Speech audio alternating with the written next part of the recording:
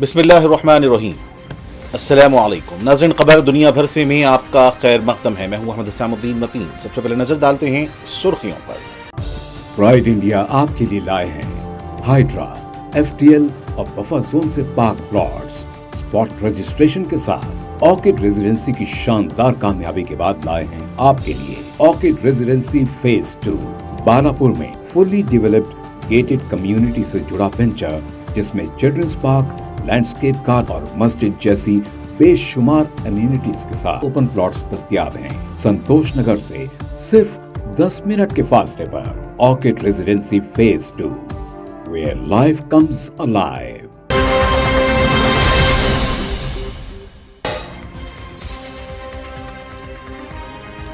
बरतानिया में Tommy Robinson की क़यादत में लाखों अफराद की एंटी इमिग्रेशन रैली में शिरकत।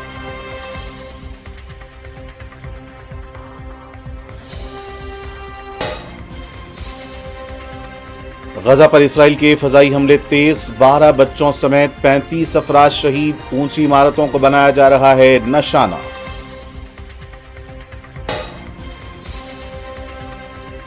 कतर पर हमले के बावजूद इसराइल अमेरिका ताल्लुकात मुतासिर नहीं होंगे, अमेरिकी वजीर ख़ारजा रूबियो का बयान।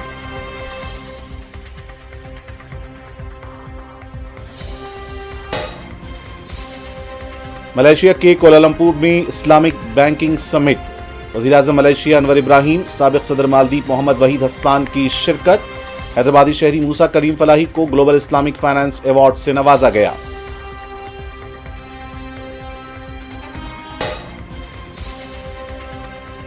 खैबर पख्तूनख्वा में टीटीपी का हमला, 12 पाकिस्तानी फौजी हलाक, 35 दहशतगर्दों को भी मारने का दावा।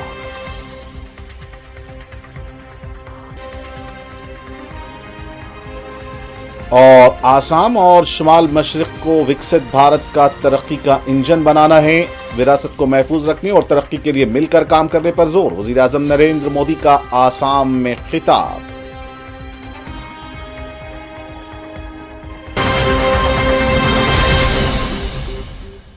और अब पेश खबरें तफसील से।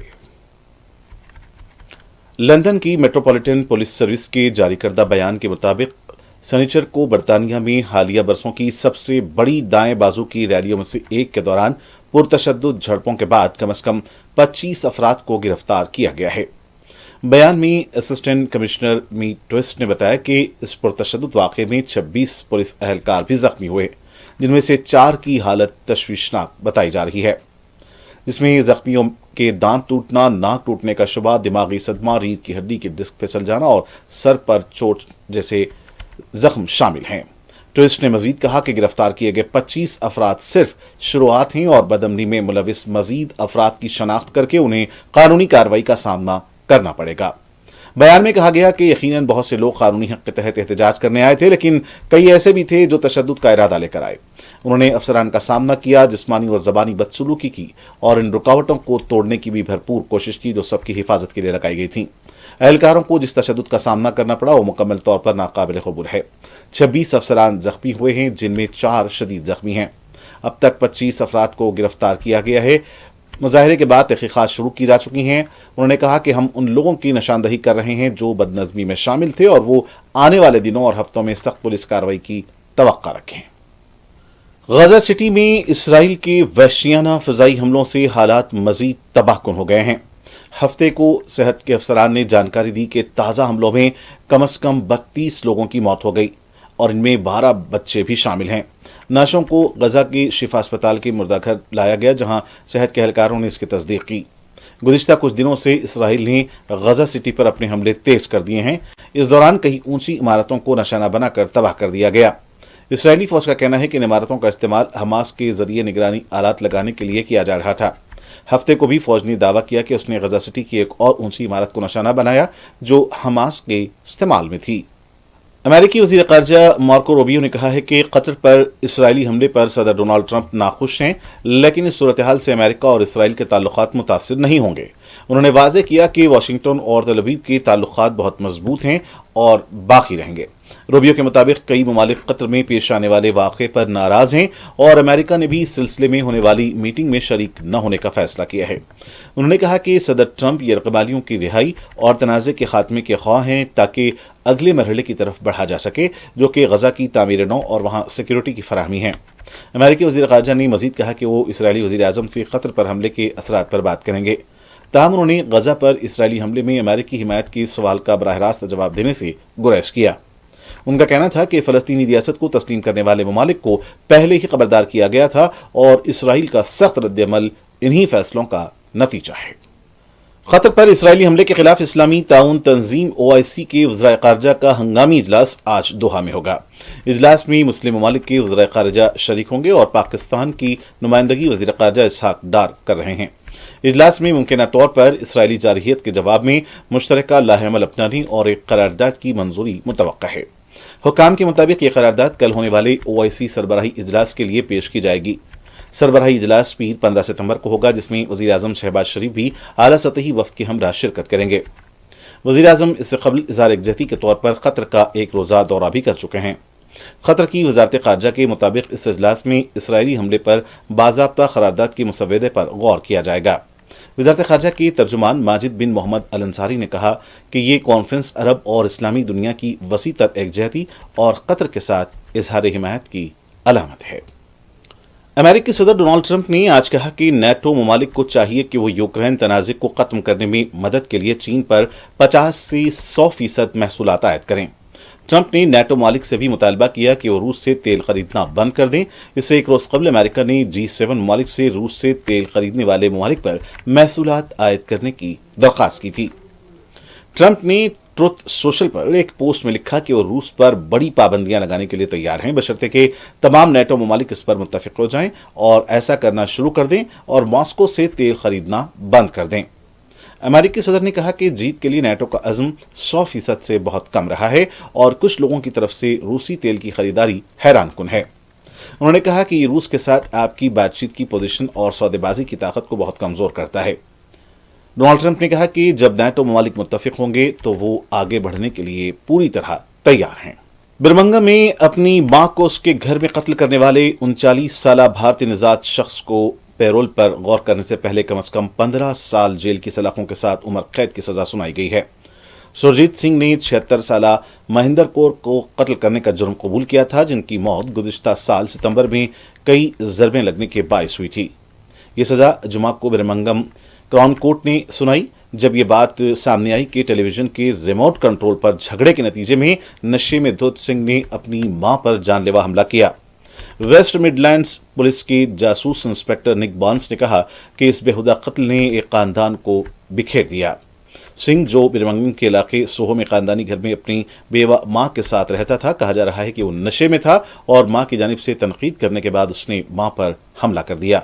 حملے کے بعد سرجیت کے کیے گئے خون کے ٹیسٹ میں کوکین اور الکوہل کا پتہ بھی چلا۔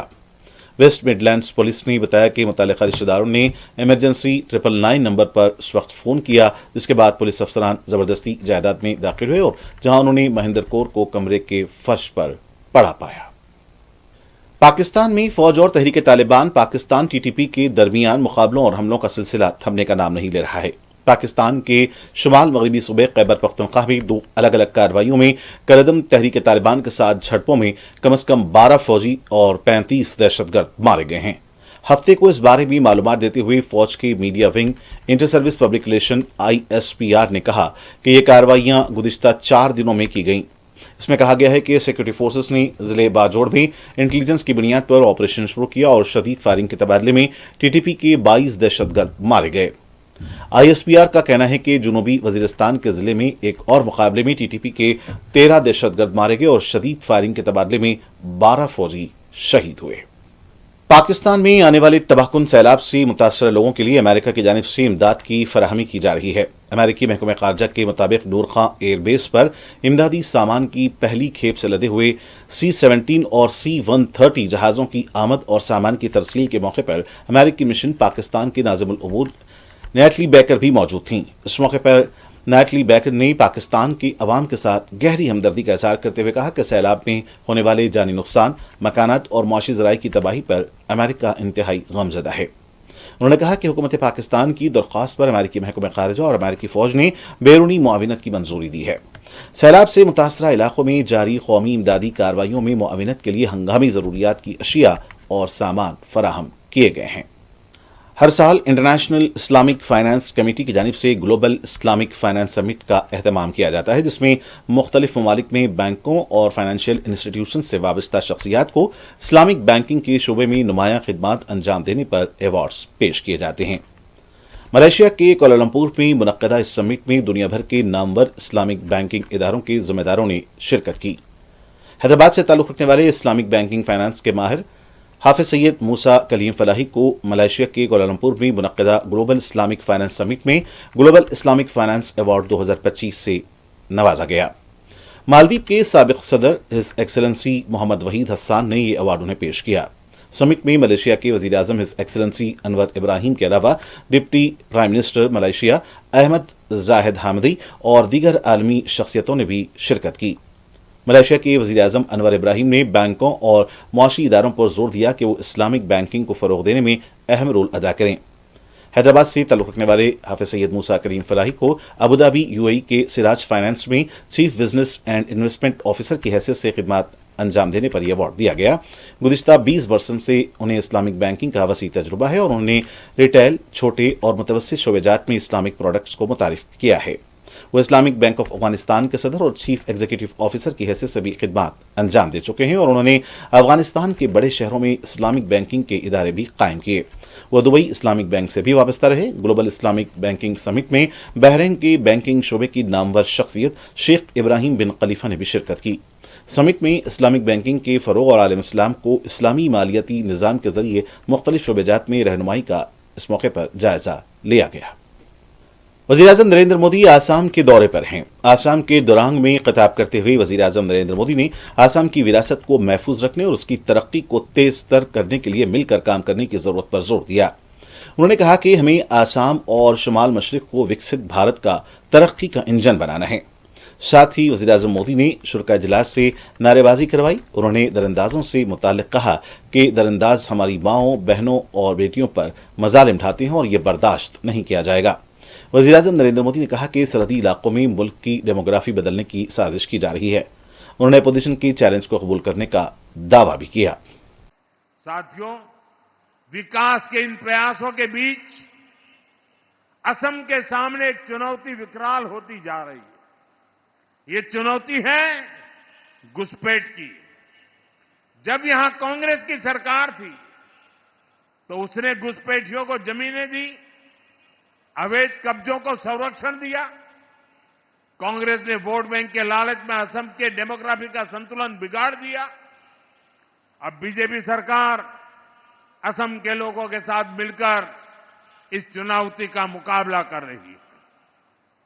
ہم گھسپیٹیوں سے آپ کی زمینوں کو مکت کرا رہے ہیں۔ جن کے پاس زمین نہیں ہے، جن آدیواسی پریواروں کو ضرورت ہے، ان کو ہماری سرکار زمین کے پٹے دے رہی ہے۔ میں مشن وسندھرا کے لیے بھی اسم سرکار کی پرشنسا کروں گا۔ اس کے تحت لاکھوں پریواروں کو بھومی کے پٹے دیے جا چکے ہیں۔ اہوم، کوچ، راج بونگشی اور گورکھا سمودائے کے بھومی ادھیکاروں کو کچھ جنجاتی چھیتروں میں مانیتا دی گئی ہے۔ ان کو سنرکشت ورگوں کی سوچی میں شامل کیا گیا ہے۔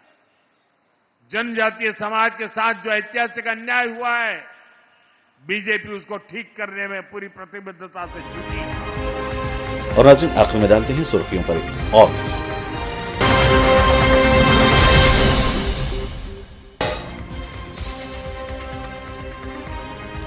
برطانیہ میں ٹامی رابنسن کی قیادت میں لاکھوں افراد کی اینٹی امیگریشن ریلی میں شرکت۔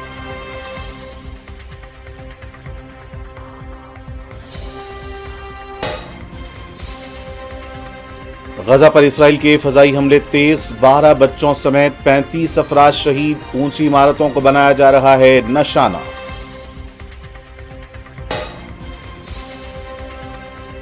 قطر پر حملے کے باوجود اسرائیل امریکہ تعلقات متاثر نہیں ہوں گے، امریکی وزیر خارجہ روبیو کا بیان۔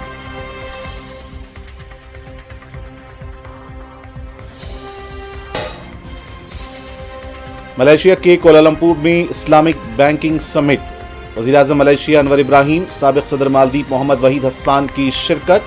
हैदराबादी शहरी मूसा करीम फलाही को ग्लोबल इस्लामिक फाइनेंस अवार्ड से नवाजा गया।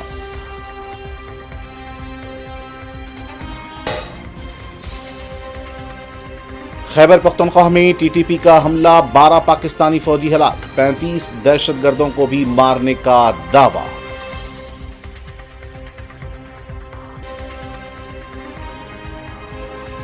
और आसाम और शुमाल मशरिक को विकसित भारत का तरक्की का इंजन बनाना है, विरासत को महफूज रखने और तरक्की के लिए मिलकर काम करने पर जोर, वज़ीर-ए-आज़म नरेंद्र मोदी का आसाम में खिताब।